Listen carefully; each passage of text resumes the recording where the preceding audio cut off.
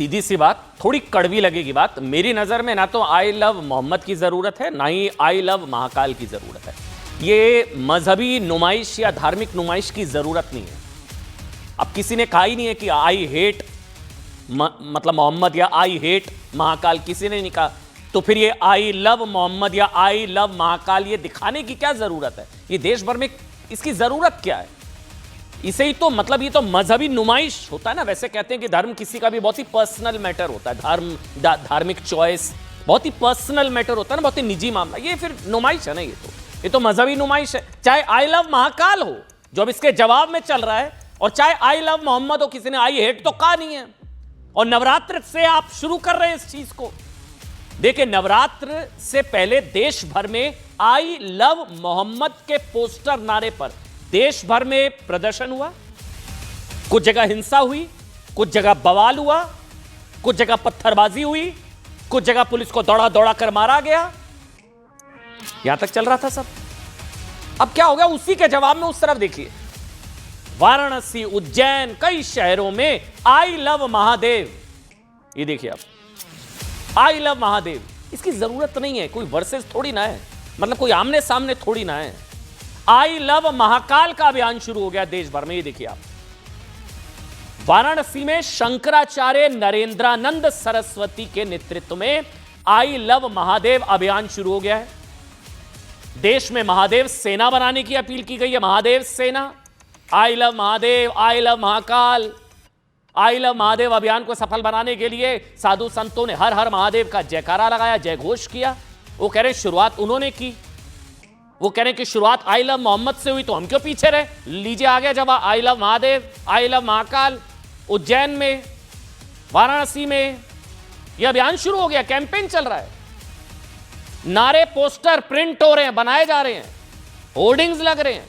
अच्छा, गरबा पंडालों में आई लव महाकाल का जय घोष हो रहा है साहब। इसके अलावा सोशल मीडिया पर कई दिनों तक, वो तो आप देख ही रहे थे कि आई लव मोहम्मद ट्रेंड होने के बाद, ट्रेंड होने लगा था ये, अब आई लव राम ट्रेंड होना शुरू हो गया है। I love Mahadev, I love Mahakal, I love Ram. कई सोशल मीडिया पोस्ट में कहा जा रहा है कि अगर एक धर्म के लोग आई लव मोहम्मद के नाम पर एकजुट हो रहे हैं, तो हमें भी श्री राम के नाम पर एकजुट होना होगा। इसकी जरूरत कहां से, शुरुआत क्यों हुई, किस लिए हुई, ये सब मैं आपको आज बताऊंगा कि ये जो कैंपेन शुरू हुआ नवरात्र के साथ आई लव मोहम्मद, ये क्यों हुआ, किस लिए हुआ। मतलब आप कुल मिलाकर ये समझिए, देश में ना एक नए तरह का विवाद, या आप इसको कह सकते हैं धर्म युद्ध जैसी स्थिति उत्पन्न करने की कोशिश हो रही है।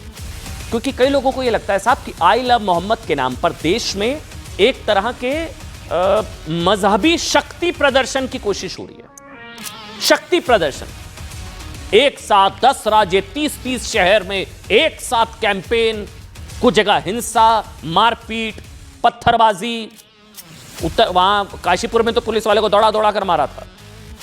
इसका जवाब देने की जरूरत है, कुछ लोग कहते हैं। अब इसी में क्या, देखिए अब वाराणसी में क्या हुआ है। आई लव महादेव अभियान की शुरुआत करने वाले साधु संतों का कहना है कि ये चुनी हुई सरकार के खिलाफ एक बहुत बड़ी साजिश है। ये आई लव मोहम्मद एक बहुत बड़ी साजिश है। मुख्तार अब्बास नकवी कह रहे हैं कि आस्था के नाम पर अराजकता नहीं होनी चाहिए, और इसलिए साधु संत कह रहे हैं कि बहुसंख्यक समाज को भी सड़कों पर उतरने की जरूरत है।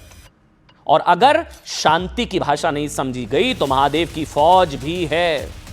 यानी कि पिछले कुछ दिनों में आई लव मोहम्मद के नाम पर प्रदर्शनों के अलावा देश के कई शहरों में जो जगह जगह हिंसा हुई, उपद्रव हुआ, फिर बुलडोजर भी आया था काशीपुर में, धामी जी, उत्तराखंड, आगजनी हुई, तोड़फोड़ हुई, उन्नाव में सर तन से जुदा के नारे लगे, सब कुछ हुआ, तनाव बढ़ा, और इसने तनाव बढ़ाया। कई हिंदू धर्मगुरु इसे बहुसंख्यक समाज की सुरक्षा से जोड़ रहे हैं। आई लव मोहम्मद को लेकर हो रहे विरोध प्रदर्शनों को हिंदू समाज को वो लोग चुनौती बता रहे हैं। सुनिए, इनका एक ही मकसद है, इस देश का अमन चैन माहौल खराब करना और चुनी हुई सरकार को अस्थिर करना। ये आई लव मोहम्मद वालों का उद्देश्य, कुछ इनपुट जो मिल रहे हैं उसका उद्देश्य यही है कि ज़रूरत पड़े तो अधिक से अधिक मात्रा में बाहर निकलें। त्रिशूल है, गुरु गोविंद सिंह की कटार है, रानी लक्ष्मीबाई की तलवार है। ये हमारे परस्पर प्रमाणिक पुरातन हथियार रहे हैं और इनको लेकर अपनी शक्ति को हम तो नहीं प्रदर्शित करना चाहते हैं, लेकिन अगर शक्ति शांति की भाषा इनको नहीं समझ में आता तो शासन को समझाना चाहिए, और अगर ज़रूरत पड़े तो इस देश के 100 करोड़ लोगों को आगे आकर ऐसे लोगों को मुंह तोड़ जवाब देना चाहिए। किसी को कोई मुंह तोड़ जवाब देने की जरूरत नहीं है, कानून अपना काम करेगा। ये उकसाने वाली भड़काऊ भाषा का इस्तेमाल किसी को नहीं करना चाहिए, दोनों तरफ से, यहां से भी हो रहा है और वहां से भी हो रहा है। मतलब आप समझिए बहुत ही डेंजरस सिचुएशन पैदा हो गई है। I love Mohammad, I love Mahakal, I love Mohammad और आई लव महादेव को लेकर एक ना टकराव की स्थिति पैदा करने की कोशिश की जा रही है। कुछ वेस्टेड इंटरेस्ट हो सकते हैं जिनको देश में शांति पसंद नहीं आ रही है। नवरात्र के त्योहार चल रहे हैं, नवरात्र शुरू होते ही शुरू हो गया आई लव मोहम्मद। आप कहिए ना साहब, किसने मना किया है आपको, और इसकी जरूरत क्यों पड़ी? अच्छा, दोनों ही पक्षों के लोग आक्रामक हो रहे हैं, एक तरफ की बात नहीं, दोनों ही पक्ष, और तनाव बढ़ाने वाली चीज है। और इस सबके जिम्मेदार ना मैं जानता हूं वो लोग हैं और वो नेता है जो ना एक झूठ और नरेटिव को गढ़ रहे हैं, उस झूठ को आगे बढ़ा रहे हैं कि देश में आई लव मोहम्मद कहने से रोका जा रहा है। कौन रोक रहा है ओवैसी साहब? क्यों भड़काते हैं, क्यों उकसाते हैं? किसने रोक दिया? किसने कह दिया? किसने आई हेट कह दिया? किसी ने कुछ नहीं कहा। अब ये डर की दुकान बहुत टाइम से ना बंद पड़ी है। राम मंदिर के नाम पर पहले ये लोग डराते थे, लग गया ताला, तलाक़े बिद्दत लग गया ताला, वक्फ वाली दुकान है ना वो, उस पर ताला। अब एक नई डर की दुकान खोल दी इन लोगों ने कि अब तुम लोगों को आई लव मोहम्मद कहने से रोक रहे हैं। कौन रोक रहा है प्रभु?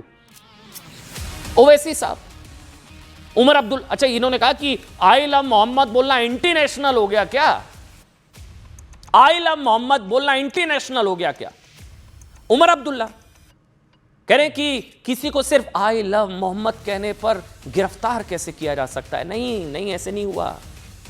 पढ़कर आइए, देखिए क्या हुआ क्या नहीं हुआ देश के अंदर। थाने पर हमला हुआ काशीपुर में, उन्नाव में सरतन से जुदा की नारेबाजी हुई, उपद्रव हुआ, हिंसा हुई, पत्थर चले, उन लोगों को अंदर किया, और उनका धर्म से कोई लेना देना थोड़ी ना होता है। आप लोग फेक न्यूज फैला रहे हैं, जबरदस्ती आग लगाना चाह रहे हैं, अराजकता फैलाना चाह रहे हैं। यही मुख्तार अब्बास नकवी ने कहा कि कुछ लोग आस्था के नाम पर अराजकता बढ़ा रहे हैं, क्योंकि हिंदू भी तो अपने देवताओं को लेकर ऐसा कहते हैं। वो उमर अब्दुल्ला कह रहे हैं। अच्छा, असद ओवैसी ने कहा कि आई लव मोहम्मद पोस्टर पर रोक धार्मिक स्वतंत्रता, इनको आर्टिकल 25 का उल्लंघन नजर आ रहा है कि ये रोका जा रहा है। एक वो भड़काऊ मौलाना तौकीर रजा, वो तो प्रशासन को चैलेंज दे रहा है, धमकी देते हुए कह रहा है कि 26 सितंबर को बड़े प्रदर्शन का ऐलान किया है। इसको इसकी गली में कोई नहीं पूछता, इस भड़काऊ मौलाना को इसकी गली में कोई नहीं पूछता। ये 26 तारीख को जो प्रदर्शन, बड़े प्रदर्शन का ऐलान कर रहा है, तौकीर रजा ने कहा कि हिंदुस्तान के मुसलमान को बेबस और लाचार बनाने के लिए आई लव मोहम्मद कहने पर FIR हो रही है। कुछ नहीं है ऐसा। सच क्या है अब मैं आपको बताता हूं। सच यह है कि देश में किसी भी जगह, नोट करिएगा, किसी भी जगह आई लव मोहम्मद कहने पर कोई FIR नहीं हुई है। ये सब फेक न्यूज फैला रहे हैं सारे लोग। आई लव मोहम्मद कहने पर कोई FIR नहीं हुई है। ये आप लोगों को डरा रहे हैं, उकसा रहे हैं, भड़का रहे हैं। AC कमरे में बैठकर आप लोगों को सड़कों पर उतारते हैं ये नेता। बल्कि कानून तोड़ने वालों के को लेकर मामले दर्ज हुए हैं, जिन्होंने लॉ, ये देखिए है ना, पुलिस वाले को दौड़ाकर मारा था, सरतन से जुदा की नारेबाजी हुई थी। इसका तो किसी धर्म विशेष से कोई नाता नहीं होना चाहिए, और इनको कौन बचाएगा? देश में मुसलमानों को भड़काने के लिए कहा जा रहा है कि आई लव मोहम्मद लिखना अपराध हो गया। सच ये नहीं है।